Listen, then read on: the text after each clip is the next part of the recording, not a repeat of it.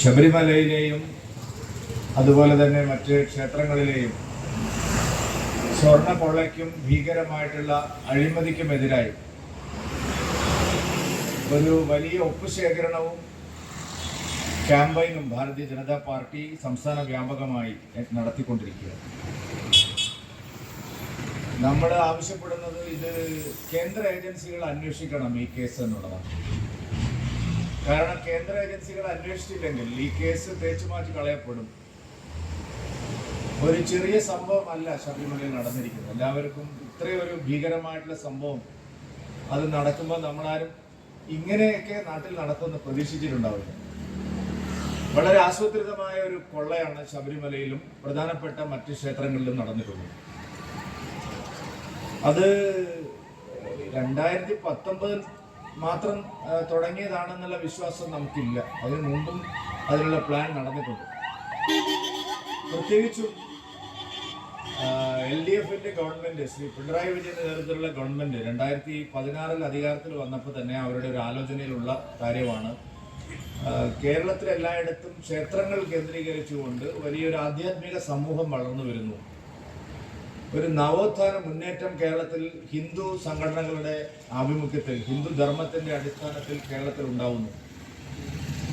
അത് ഭാവിയിൽ വലിയ ദോഷം ചെയ്യാൻ പോകുന്നത് ഈ നാസ്തികവാദികളായിട്ടുള്ള കമ്മ്യൂണിസ്റ്റുകാർക്കാണ്. അതുകൊണ്ട് ഈ വിശ്വാസം ആകെ തകർക്കണം. ഈ ലെഫ്റ്റിന്റെ ഐഡിയോളജി, ഇടതുപക്ഷത്തിന്റെ ഐഡിയോളജി ഇവിടെ വിജയിക്കണമെങ്കിൽ ഹിന്ദു ധർമ്മത്തെ സംബന്ധിച്ചുള്ള ബോധ്യം ജനങ്ങളിൽ നിന്ന് ഇല്ലാതാവണം.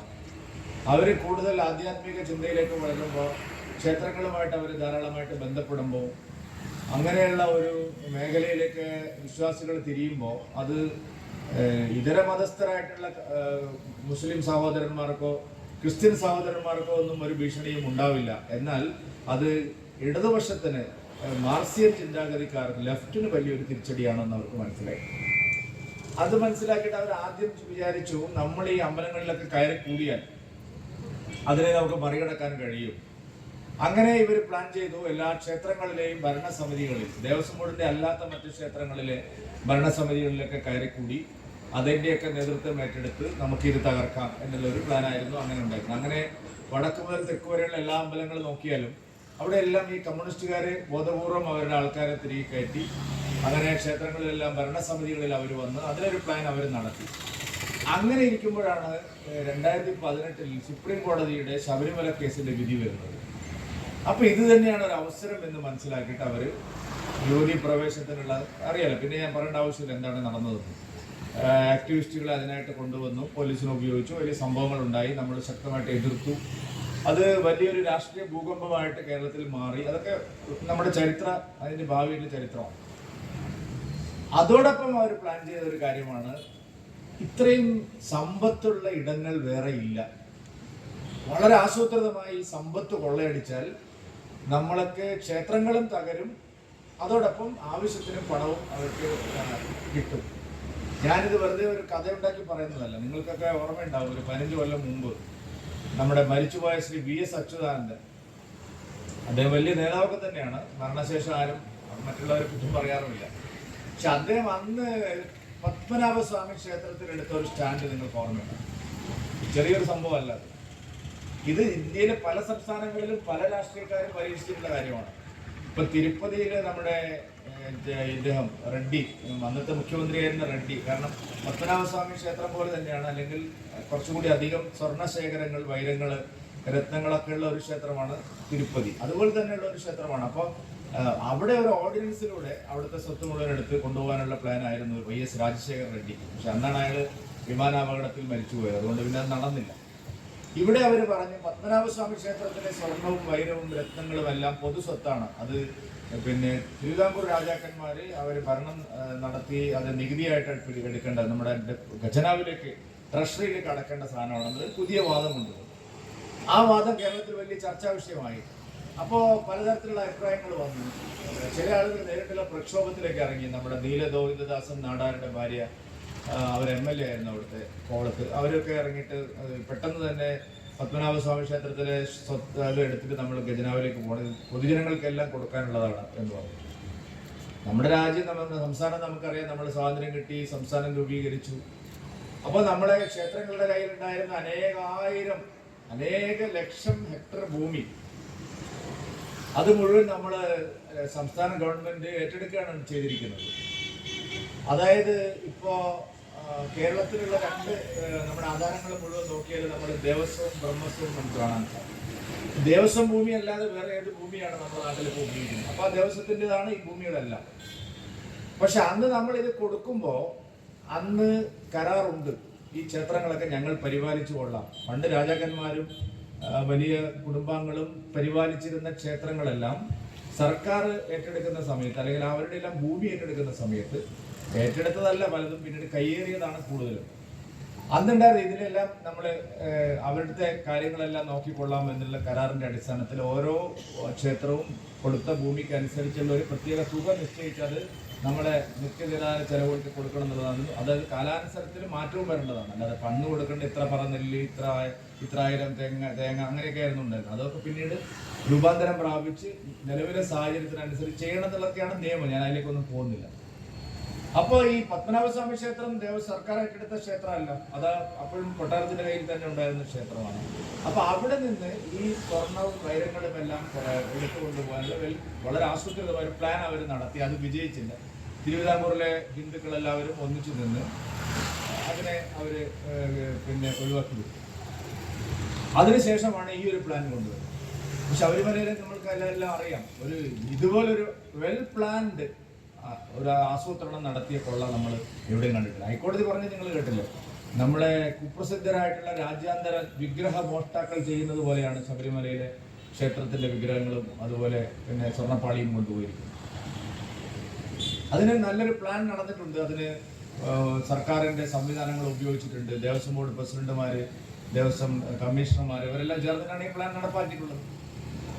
പണ്ട് കാലത്ത് ടിപ്പു സുൽത്താന്റെ കഥ നമ്മൾ കണ്ടു. ഇവിടെയൊക്കെ പടയോട്ടം നടന്നിട്ടുണ്ട്. മൈസൂരിൽ നിന്ന് ഇവിടെ വന്ന് അങ്ങ് മഞ്ചേശ്വരം മുതൽ വൈക്കം വരെ, വൈക്കത്ത് നമ്മളെ വൈക്കം പത്മനാഭ പിള്ള എന്ന് പറയുന്ന ഒരു ഉഗ്രനായിട്ടുള്ള പോരാളി, അദ്ദേഹം ടിപ്പു സുൽത്താനെ അവിടെ തടഞ്ഞു. ആ വൈക്കം പത്മനാഭ പിള്ള അന്ന് ഉണ്ടായിരുന്നില്ലെങ്കിൽ തിരുവിതാംകൂർ വരെ ടിപ്പു സുൽത്താൻ പോകുമായിരുന്നു. പക്ഷെ പോയില്ല, വൈക്കത്ത് വെച്ച് അയാൾക്ക് മടങ്ങി പോകേണ്ടി വന്നു. ടിപ്പു സുൽത്താൻ അന്ന് നടപ്പാക്കിയ അതേ രീതി തന്നെയാണ് പിണറായി വിജയൻ സർക്കാർ ഈ കാര്യത്തിൽ നടപ്പിലാക്കിയിട്ടുള്ളത്, അല്ലേ? ടിപ്പു സുൽത്താൻ അദ്ദേഹത്തിന്റെ പടയാളികളെയൊക്കെ കൊണ്ടാണ് വന്നത്. കുതിരയും ആയുധവും, കുതിരപ്പടയും കാലാൾപ്പടയും ആയുധങ്ങളും പടയാളികളുമായിട്ട് വന്നു. ഇയാള് പിണറായി വിജയൻ സർക്കാർ Devaswom commissioner, Devaswom officer, Devaswom executive officer, ഒരു കള്ള പോറ്റി, ഇവരെല്ലാം ഉപയോഗിച്ചിട്ടാണ് ഈ കൊള്ളയെ മുഴുവൻ നടത്തിയിരിക്കുന്നത്. മന്ത്രിമാര്, അവരുടെ ദേവസ്വം ബോർഡിലെ ഉദ്യോഗസ്ഥന്മാര്, പൊളിറ്റിക്കൽ അപ്പോയിന്റ്മെന്റ്സ് നടത്തിയിട്ടുള്ള എല്ലാവരും ചേർന്നിട്ട് കൊള്ളയാണ് നടത്തിയിരിക്കുന്നത്. രാജ്യാന്തര വിഗ്രഹ മോഷ്ടാക്കൾ ചെയ്യുന്നത് പോലെയാണ് ശബരിമലയിലെ സ്വർണ്ണക്കൊള്ള നടത്തിയതെന്ന് ബഹുമാനപ്പെട്ട ഹൈക്കോടതി പറഞ്ഞാൽ എന്താ തെറ്റുള്ളത്? സ്വർണ്ണക്കൊള്ള നടത്തുന്ന ആൾക്കാരെ, വിഗ്രഹ മോഷ്ടാക്കളൊക്കെ ആദ്യം നമുക്കറിയാം, ബാങ്ക് കൊള്ളടിക്കുന്നവരൊക്കെ ആദ്യം എന്ത് ചെയ്യും? ബാങ്കിന്റെ മുമ്പിൽ അല്ലെങ്കിൽ ഒരു വീടിന് കൊള്ളയടിക്കാൻ വരുന്ന ആൾ ആദ്യം എന്ത് ചെയ്യും? അതിന്റെ മുമ്പിലുള്ള പടയാളി കാവൽക്കാരനെ ആദ്യം അടിച്ച് താഴെയിടും, ഇല്ലേ? ഇത് സാമാന്യ ലോജിക്കാണ്. നമ്മുടെ ഗേറ്റ് വരെ ആദ്യം അടിച്ച് താഴെയിടും. അത് തന്നെയല്ലേ പിണറായി വിജയൻ ചെയ്തത്. ദ്വാരപാലകനെയാണ് ആദ്യം എടുത്തത്. ആരാണ് ദ്വാരപാലകൻ? അയ്യപ്പന്റെ കാവൽക്കാരനാണ് ദ്വാരപാലകൻ. അപ്പൊ ദ്വാരപാലകനെ ആദ്യം കൊണ്ടുപോയി. പിന്നെന്താ കള്ളം ചെയ്യുക? കള്ളം ഗേറ്റ് പൊളിക്കും, ഇല്ലേ? വാതിൽ പൊളിക്കും. അത് തന്നെയാണ് പിണറായി വിജയൻ ചെയ്തത്. അയ്യപ്പന്റെ വാതിൽ പൊളി മുഴുവൻ കൊണ്ടുപോയി. പിന്നെന്ത് ചെയ്യും നമ്മള് കള്ളന്മാർ ചെയ്യുന്നത്? പിന്നെ ഈ ചുമരൊന്ന് കുത്തും. ഇതെവിടെ ഈ ഷെൽഫ് വെച്ചിരിക്കുന്ന അറിയണല്ലോ. അപ്പൊ ചുമര് കുത്തി പൊളിക്കും. അയ്യപ്പന്റെ ചുമരും കൊണ്ടുപോയി, അതിലെ പാളികളെല്ലാം കൊണ്ടുപോയി. ഒരു 5 ദിവസമോ 10 ദിവസമോ ഈ ഹൈക്കോടതി ഇതിൽ ഇടപെടുന്നതിൽ ഒരു 15 ദിവസം വൈകിയിരുന്നെങ്കിൽ അയ്യപ്പന്റെ വിഗ്രഹവും ഈ പിണറായി വിജയനും കമ്പനിയും അടിച്ച് മാറ്റി കൊണ്ടുപോകുമായിരുന്നു എന്നുള്ളതാണ് ഈ യാഥാർത്ഥ്യം നമ്മളെ വിരൽ ചൂണ്ടുന്നത്. അതാണ് ഹൈക്കോടതി പറഞ്ഞിരിക്കുന്നത്. അങ്ങനെയുള്ള ഭീകരമായ കൊള്ളയാണ് അവിടെ നടന്നിരിക്കുന്നത്. ഇപ്പൊ വാസുവിനെ വരെ അറസ്റ്റ് ചെയ്ത് വെച്ചിരിക്കുകയാണ്. വാസു മാത്രമാണോ? വാസുവിന്റെ അറസ്റ്റിലൂടെയാണ് ഇതിന്റെ യഥാർത്ഥ രാഷ്ട്രീയം രംഗത്ത് വരുന്നത്. ആരായിരുന്നു വാസു? വാസു ദേവസ്വം കമ്മീഷണറായിരുന്നു. കമ്മീഷണറായിട്ട് പിന്നെ പ്രസിഡന്റുമായി. കമ്മീഷണർമാർ സാധാരണ പ്രസിഡന്റുമാരാവാറില്ല. അത്രയും പൊളിറ്റിക്കൽ ഇൻഫ്ലുവൻഷ്യൽ ആയിട്ടുള്ള ആളായതുകൊണ്ടാണ്. വാസു നേരത്തെ നമ്മുടെ ഗുരുദാസൻ, PK ഗുരുദാസൻ മന്ത്രിയുടെ പ്രൈവറ്റ് സെക്രട്ടറി ആയിരുന്നു. ഈ മന്ത്രിമാരുടെ പ്രൈവറ്റ് സെക്രട്ടറി ആരാണ് വെക്കുന്നത്? പാർട്ടിയാണ് വെക്കുന്നത്.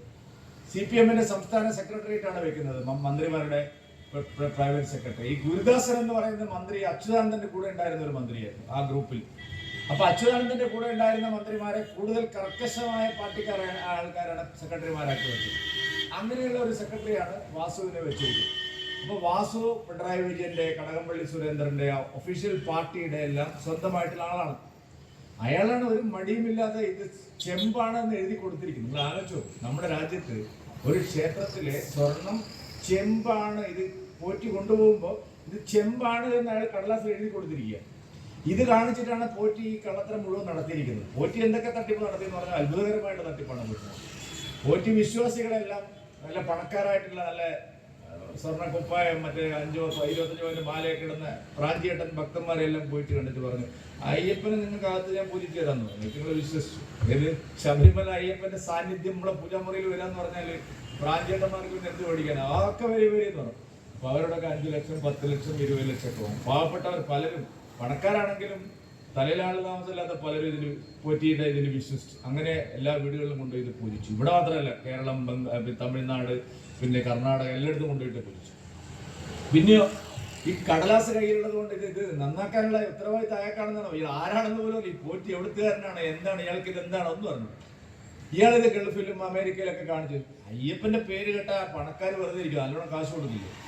ഹൈദരാബാദിലും ആന്ധ്രയിൽ നിന്നൊക്കെ വരുന്ന ഒരു ചാക്ക് കണക്ക്, മലയാളികൾ മാത്രമേ പിശുക്കന്മാരുള്ളൂ, അതൊന്നും കിട്ടുന്നില്ല. ബാക്കിയുള്ളതൊക്കെ വലിയ വലിയ ചാക്കിൽ പൈസ ആയിട്ടാണ് വരുന്നത്. പിന്നെ അയ്യപ്പന് ഷെയറാണ് പലരും, വൻ ബിസിനസ്സുകാരെ മുഴുവൻ അയ്യപ്പന് ഷെയറാണ്. ഒരു ലാഭം കിട്ടിയാൽ 5% അയ്യപ്പന്, 2% അയ്യപ്പന്. അവർക്ക് ലക്ഷക്കണക്കിന്, കോടിക്കണക്കിന് ലാഭം കിട്ടും. അവർ ചെറിയ പൈസ 5% അയ്യപ്പന് ഇതിനെ ഇവിടെ കൊണ്ടിടും. അപ്പൊ അവരെന്താണ്, അവരുടെയൊക്കെ വീട്ടിൽ പൂജ എന്ന് പറഞ്ഞാൽ ചെറിയ കാര്യമാണോ? ആന്ധ്രയിൽ ഇയാൾ ഒരു അമ്പലം ഉണ്ടാക്കുകയാണ്, ഈ പറഞ്ഞ പോറ്റി, കള്ള പോറ്റി.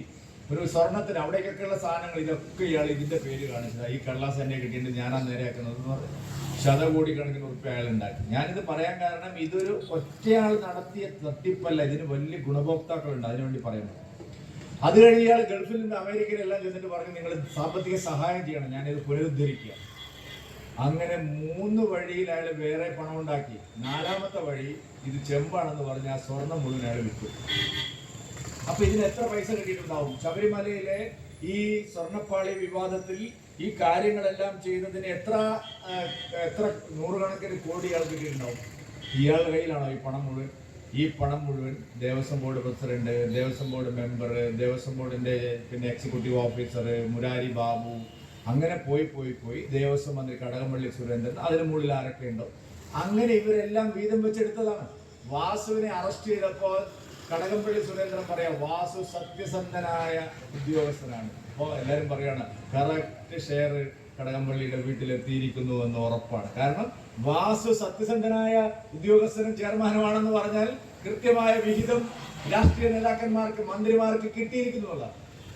അപ്പൊ ശബരിമലയിലെ സ്വർണ്ണക്കൊള്ള ഒരു ഒറ്റപ്പെട്ട അഴിമതിയല്ല, വളരെ ആസൂത്രിതമായി നടന്ന ഒരു അഴിമതിയാണ്. വലിയ കണ്ണികൾ അതിന് പിന്നിലുണ്ട്. അതിന്റെ ഗുണഭോക്താക്കൾ ചില്ലറക്കാരല്ല. അതിന്റെ ഫലമായിട്ട് ഈ സ്വർണം വിറ്റ കാശ് മാത്രമല്ല, ഞാൻ നേരത്തെ പറഞ്ഞ പല വഴികളിലൂടെ ഉണ്ടാക്കിയിട്ടുള്ള 100 കണക്കിന് കോടി രൂപ എത്തേണ്ടിടത്തെല്ലാം എത്തിയിട്ടുണ്ട്. അതുകൊണ്ട് ഈ SIT അന്വേഷിച്ചാൽ ഈ കേസ് തെളിയില്ല. നമ്മളിപ്പോ പിണറായി വിജയൻ ആളുകളെ കബളിപ്പിക്കാൻ എത്ര വിദഗ്ധനാണ്. നമ്മുടെ ബഹുമാനായ ആരാധ്യനായ വെള്ളപ്പള്ളി നടേശനെ സുകുമാരൻ നായരെ അയാൾ പറ്റിച്ചില്ലേ? പിണറായി വിജയൻ ആള് ചില്ലറക്കാരനാണോ? സുകുമാരൻ നായരും ബഹുമാനായ സുകുമാരൻ നായരും വെള്ളപ്പള്ളി നടേശനും പറഞ്ഞു അയാൾ മനസാന്തരം വന്നു, അയാൾ പിണറായി വിജയൻ മാനസാന്തരം വന്നു, നല്ല ആളായി. പണ്ട് അയാൾ അയ്യപ്പനെ എതിർത്തു, ഇപ്പൊ അയാൾ നല്ല ആളായി. പാവം. എവിടെ പിണറായി വിജയൻ എന്താ പറയാ, പട്ടിയുടെ വാല് 12000 കൊല്ലം ഓടക്കുഴലിട്ടാൽ അത് അതിന്റെ വളവ് നേരെയാവോ? ഇത് നമ്മുടെ വെള്ളപ്പള്ളി നടേശനും അത് നമ്മുടെ സുകുമാരൻ നായർക്കും കാര്യം മനസ്സിലായിട്ടില്ല. ഇപ്പൊ അവർക്ക് മനസ്സിലായി. കാരണം അയ്യപ്പൻ ചില്ലറക്കാരനല്ല. ഒരാഴ്ച കഴിയുമ്പോഴേക്കും സ്വർണ്ണപ്പാളി വിവാദം, ശബരിമലയിലെ സ്വർണ്ണക്കൊള്ള വിവാദത്തിന്റെ മുഴുവൻ വിശദാംശങ്ങളും പുറത്തു വന്നു. അപ്പൊ നല്ല മനസ്സിന്റെ ഉടമകളായിട്ടുള്ള സമുദായിക ആചാര്യന്മാരെ പോലും പറ്റിക്കുന്ന ആളാണ് പിണറായി വിജയൻ. അപ്പൊ സാധാരണ മനുഷ്യർ വിചാരിച്ചു ഇയാൾ ഈ അയ്യപ്പ സംഘമൊക്കെ നടത്തുന്നത് പ്രായശ്ചിത്തം ചെയ്യാനാണെന്ന്. ഇയാൾ ഏത് പ്രായശ്ചിത്തം? ഇയാൾ ഈ സ്വർണ്ണക്കൊള്ളയിൽ നിന്ന് ശ്രദ്ധ തിരിക്കാൻ വേണ്ടിയാണ് ഇതെല്ലാം ചെയ്തത്. അതിഭീകരമായ സ്വർണ്ണക്കൊള്ള പുറത്തു വന്നാൽ ഉണ്ടാവാൻ പോകുന്ന പ്രത്യാഘാതം ശമിപ്പിക്കാനാണ് പിണറായി വിജയൻ അയ്യപ്പ സംഗമം നടത്തിയത്. അല്ലാതെ അയാള് മാനസാന്തരം വരികയോ അയാൾക്ക് ഭക്തി ഉണ്ടാവുകയൊന്നും ചെയ്തിട്ടല്ല. നമ്മൾ മനസ്സിലാക്കണം, പിണറായി വിജയൻ എന്ന് പറയുന്ന ഒരു മുഖ്യമന്ത്രി നടത്തിയിട്ടുള്ള അതിഭീകരമായിട്ടുള്ള ക്ഷേത്ര ധ്വംസനത്തിന്റെയും ക്ഷേത്ര കൊള്ളയുടെയും ഞെട്ടിപ്പിക്കുന്ന കഥകളാണ് ചുരുളഴിഞ്ഞ് പുറത്തു വന്നുകൊണ്ടിരിക്കുന്നത്. ഇനി നിങ്ങൾ വിചാരിക്കുന്നത് അയ്യപ്പ ഇവിടെ ശബരിമലയിൽ മാത്രമാണോ? അല്ല. ശാസ്താംകോട്ടയിൽ കണ്ടു, വൈക്കത്ത് കണ്ടു, ഏറ്റുമാനൂരിൽ കണ്ടു. ഗുരുവായൂരിനെ കുറിച്ച് പിന്നെ ഇൻകം ടാക്സിന്റെ IT ഡിപ്പാർട്ട്മെന്റിന്റെ ഓഡിറ്റ് റിപ്പോർട്ടിനെ കുറിച്ചുള്ള പരാമർശം വന്നു. ബാലുശ്ശേരി കോട്ടയിൽ കണ്ടു. അങ്ങനെ കേരളത്തിലെ അറിയപ്പെടുന്ന സ്വർണവും വൈരവും രത്നങ്ങളുള്ള ഒരുപാട് ക്ഷേത്രങ്ങൾ ഇതിനോളം പോയി കഴിഞ്ഞിരിക്കുന്നു. ചോദിക്കാൻ ആളില്ല. എങ്ങനെയാണ് ഇതെല്ലാം സംഭവിച്ചതെന്നുള്ള രേഖകളില്ല. ഭക്തന്മാർ കാണിക്കയായി സമർപ്പിക്കുന്ന സ്വർണം ഏറ്റുവാങ്ങി കഴിഞ്ഞാൽ അത് കൃത്യമായി ലെഡ്ജർ ചെയ്യപ്പെടുന്നില്ല, അത് കൃത്യമായി അക്കൗണ്ട് ചെയ്യപ്പെടുന്നില്ല. തിരുനെല്ലി നമ്മൾ കാണണം. തിരുനെല്ലി ക്ഷേത്രം മലബാറിലെ ഏറ്റവും പ്രസിദ്ധമായ തർപ്പണം നടത്തുന്ന ക്ഷേത്രമാണ്. ഞങ്ങള് ഈ കോഴിക്കോട് മുതൽ കാസർഗോഡ് വരെയുള്ള സ്ഥലങ്ങളിൽ താമസിക്കുന്നവരെല്ലാം ബലിതർപ്പണത്തിന് ഏറ്റവും കൂടുതൽ ഉപയോഗിക്കുന്ന ക്ഷേത്രമാണ്. ആയിരക്കണക്കിന് ആളുകളാണ് ഡെയിലി വരുന്നത്. പോയിട്ടുള്ളവർക്ക് അറിയാം. അവിടുത്തെ 8 കോടി രൂപ ഒരു കണ്ടാങ്ക്രാസ് സഹകരണ ബാങ്കിൽ കൊണ്ടുപോയി നിക്ഷേപിച്ചു ദേവസ്വം ബോർഡ്. നിങ്ങൾ ആലോചിച്ച് നോക്ക്. സഹകരണ ബാങ്കിലുള്ള പൈസ ഇട്ട് മാർഗശേരി തന്നെ ഇപ്പോ പണക്കാർ തന്നെ ഓടുകയാണ് പിൻവലിച്ചിട്ട്. കാരണം ഈ കരുവന്നൂരും മറ്റേ ബാങ്കിന്റെയൊക്കെ വിഷയം വന്നതോടെ CPM നിയന്ത്രണത്തിലുള്ള ഒരു ബാങ്കിലും ആൾക്കാർ കാശിടുന്നില്ല. വല്ല കോൺഗ്രസ്സുകാരോ BJP-കാരോ അറിയാണ്ട് പോയി ഇടുക എന്നല്ലാതെ കമ്മ്യൂണിസ്റ്റുകാർ ആരോടില്ല. കാരണം അവർക്ക് അറിയാട്ട കാശ് പോയില്ല. അങ്ങനെയുള്ള ഒരു കണ്ടാങ്ക്രാസ് കോപ്പറേറ്റീവ് സൊസൈറ്റിയിൽ 8 കോടി രൂപ തിരുനെല്ലി ദേവസ്വത്തിന്റെ പണം നിക്ഷേപിച്ചു. ദേവസ്വത്തിന് അവിടെ ഇഷ്ടംപോലെ നിർമ്മാണ പ്രവർത്തനങ്ങൾ നടക്കുകയാണ്. ഞങ്ങളിപ്പോ അടുത്ത കാലത്ത് പോയപ്പോ കണ്ടു, കാശില്ല. തിരുനെല്ലി ദേവസ്വം ബോർഡിനോട് ചോദിച്ചു, അല്ല ഇവിടെ പണം. ഇപ്പൊ ഒരു പറഞ്ഞു തിരുനെല്ലി സർവീസ് കോപ്പറേറ്റീവ് ബാങ്കിൽ നിക്ഷേപിച്ചു. അവിടെ ചോദിച്ചു ഇവിടെ കാശുണ്ടോ? ഖജനാവ് കാലിയാണ്. ഇതെല്ലാം എടുത്ത് ഒരു വേറെ റിയൽ എസ്റ്റേറ്റിൽ മുടക്കിയിരിക്കുകയാണ്. വലിയ കേസ് നിൽക്കുകയാണ്. ഒരു ഭക്തൻ കോടതിയിൽ പോയി. കോടതി പറഞ്ഞു 6 മാസം കൊണ്ട് തിരുനെല്ലി ദേവസ്വത്തിന്റെ പണം മുഴുവൻ തിരിച്ചു കൊടുക്കണം. അപ്പൊ 6 മാസം കഴിയാറായി. കാത്തിരിക്കുകയാണ് ജനങ്ങൾ. അപ്പോ ഒരു വശത്ത് ദേവസ്വത്തിന്റെ പണമെടുത്ത് മറ്റാവശ്യങ്ങൾക്ക് ഉപയോഗിക്കുക, മറുവശത്ത് ദേവസ്വം ബോർഡിന്റെ ക്ഷേത്രങ്ങളിലെ സ്വർണവും വൈരവും രത്നങ്ങളും എല്ലാം കൊള്ളയടിക്കുക, മറുവശത്ത് ക്ഷേത്ര വിശ്വാസം തകർക്കുക. അങ്ങനെ നവോത്ഥാനത്തിന്റെ നായകന്മാരായിട്ട് ഇപ്പോൾ രംഗത്ത് വന്നിരിക്കുന്ന ആളുകൾ വളരെ ആസൂത്രിതമായി നടത്തിയ ഒരു നീക്കമാണിത്. വിശ്വാസം തകർക്കുക, വിശ്വാസികളുടെ സമ്പത്ത് കൊള്ളയടിക്കുക. ഇതിനെതിരെയാണ് ഭാരതീയ ജനതാ പാർട്ടി. ഇത്തരത്തിലുള്ള ഒരു നിയമ നടപടി കൂടി വേണം. നമ്മൾ ഒപ്പുകൾ ശേഖരിച്ച് കേന്ദ്രത്തിനെ സമീപിക്കുക. ആവശ്യം വേണ്ടി വന്നാൽ ഹൈക്കോടതി അടക്കമുള്ള സ്ഥലങ്ങളിൽ ലിറ്റിഗേഷന് പോവുക.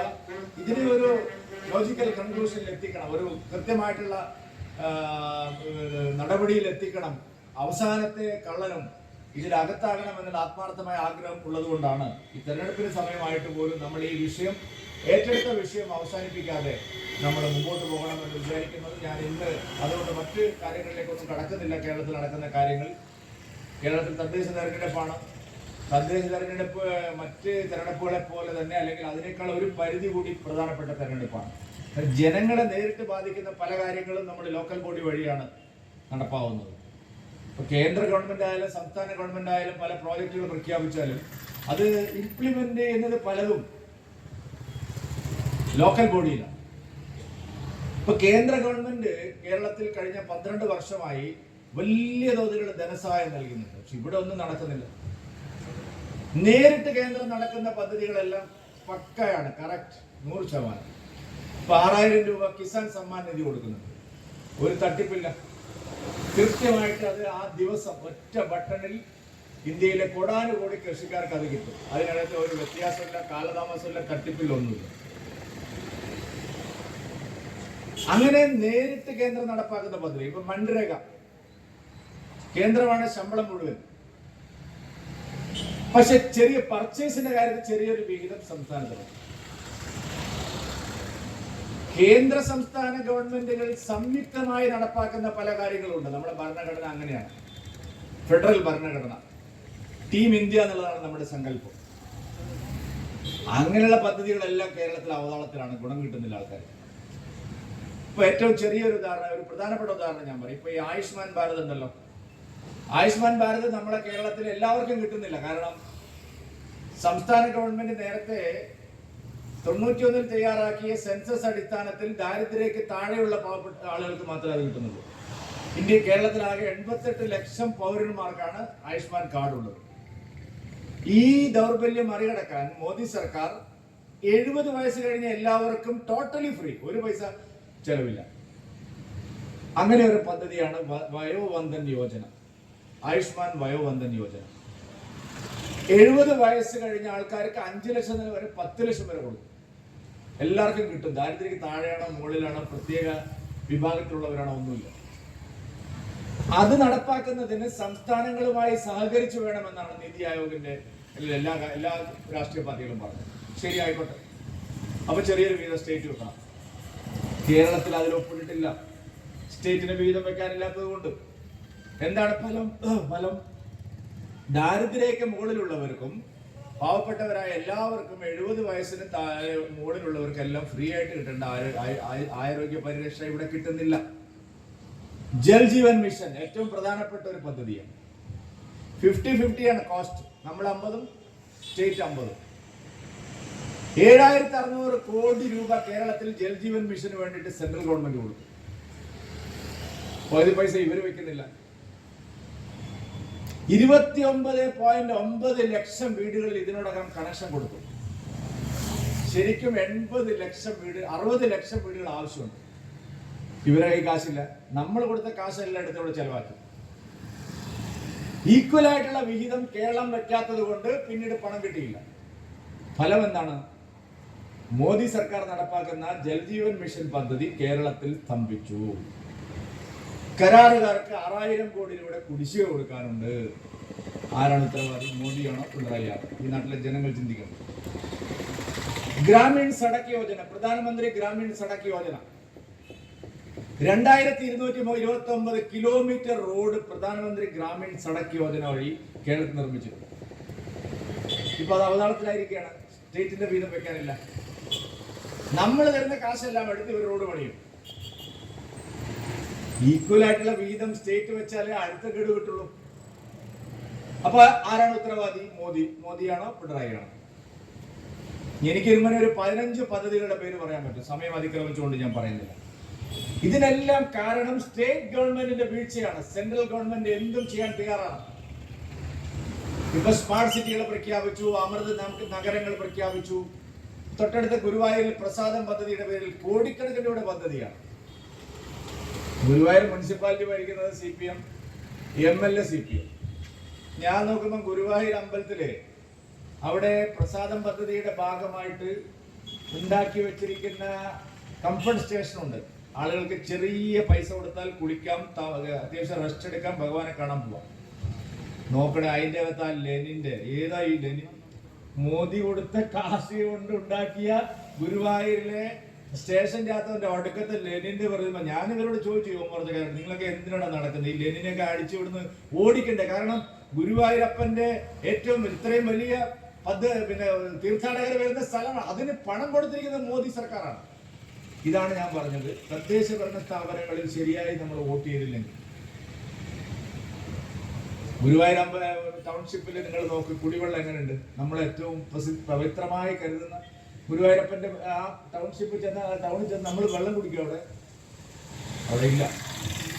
ഞാനൊരു ഉദാഹരണം പറഞ്ഞേ ഉള്ളൂ. അങ്ങ് തിരുവനന്തപുരം സ്മാർട്ട് സിറ്റി മഴ പെയ്ത് അപ്പം വെള്ളക്കെട്ടാണ്. കാശ് 700 കോടിയാണ് നമ്മൾ കൊടുത്തത്. ഇതൊന്നും ശരിയായ നിലയിൽ നടപ്പാവുന്നില്ല. സുഹൃത്തുക്കളെ, മോദി സർക്കാർ എന്ത് പണം കൊടുത്തിട്ടും കാര്യമില്ല. അതിന്റെ ഇംപ്ലിമെന്റേഷൻ സ്റ്റേജിൽ വരുമ്പോൾ സംസ്ഥാനത്തും തദ്ദേശ സ്ഥാപനങ്ങളിലും മോദി വിചാരിക്കുന്ന പോലെ വികസനം നടപ്പാക്കുന്ന BJP NDA പ്രതിനിധികൾ ജയിച്ചു വരണം. അല്ലെങ്കിൽ നമുക്ക് വലിയ നഷ്ടം BJPക്കല്ല, നാടിനാണ്. അതുകൊണ്ട് ഈ തദ്ദേശ തെരഞ്ഞെടുപ്പിനെ ഗൗരവപൂർവ്വം നിങ്ങൾ കാണണം എന്ന് വിനയത്തോടെ അഭ്യർത്ഥിച്ചുകൊണ്ട് ഈ പരിപാടി ഔപചാരികമായി ഉദ്ഘാടനം ചെയ്ത് അറിയിച്ചുകൊണ്ട് ഞാൻ വാക്കുകൾ അവസാനിപ്പിക്കുന്നു. നിങ്ങൾക്ക് നമസ്കാരം. ഭാരത് മാതാ കി.